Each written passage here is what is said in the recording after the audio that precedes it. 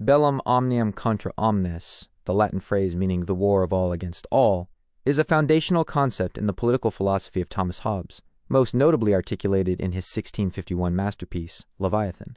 This phrase serves as the chilling description of what human life would be like in the hypothetical state of nature, a condition of humanity without any form of civil society, government, or law. The origin and meaning. Hobbes introduced the phrase in his earlier work, Deceive, 1642, and the idea is central to the argument of Leviathan. He posits that in the absence of a supreme political power, human beings are governed solely by their natural passions and the unrestrained pursuit of self-preservation. Because nature has made people generally equal, even the weakest person can kill the strongest through cunning or by forming an alliance. No single individual or group can feel secure. This equality of ability, combined with a scarcity of resources and a human drive for glory, reputation, and honor, leads to an inescapable condition of perpetual conflict. Every person views every other as a potential threat and a competitor for the things necessary for survival. This is the war of all against all, which Hobbes describes as not merely constant fighting, but a state where the will to contend by battle is known and ever present. Life in the state of nature. Hobbes paints a famously grim picture of what life would be like under the shadow of bellum omnium contra omnes. Since there is no authority to enforce contracts or guarantee property rights, there is no incentive to innovate, build, or cultivate.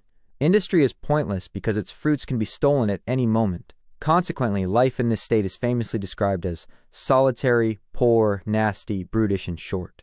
In this condition, there is no morality, no justice, and no injustice. The only natural right is the freedom to do whatever one deems necessary for survival. The solution, the social contract. The intolerable conditions of the bellum omnium contra omnes lead to Hobbes's central solution, the social contract. Driven by the powerful dual motivations of the fear of death and the desire for a more comfortable life, people are rationally compelled to escape the state of nature.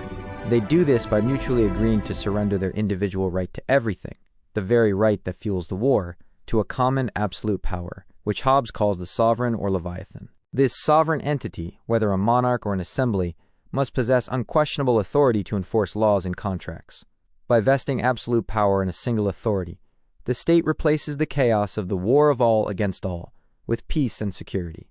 For Hobbes, the maintenance of this order, however harsh, is the fundamental justification for the existence of government. In summary, bellum omnium contra omnes is more than just a historical phrase.